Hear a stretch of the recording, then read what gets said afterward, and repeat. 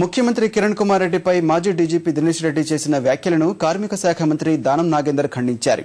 హైదరాబాద్, ఖైరతాబాద్లోని వివిధ అభివృద్ధి కార్యక్రమాలకు మంత్రి శంకుస్థాపన చేశారు. అనుభవాన్ని పక్కనబెట్టి ఆయనకు అప్పట్లో ముఖ్యమంత్రి డీజీపీ పదవిని కట్టబెడితే ఇలాంటి విమర్శలు చేయడం తగదని మండిపడ్డారు. డీజీపీ పదవిలో ఉండగా ముఖ్యమంత్రిని విమర్శిస్తే దానికి విలువ ఉండేదన్నారు. ముఖ్యమంత్రి మార్పు విషయం కాంగ్రెస్ అధిష్టానం చూసుకుంటుందన్నారు. తెలంగాణ రాష్ట్రం ఏర్పడిన తర్వాత బడుగు బలహీన వర్గాలకు ముఖ్యమంత్రి పదవి ఇవ్వాలని కాంగ్రెస్ అధిష్టానాన్ని డిమాండ్ చేస్తున్నామన్నారు.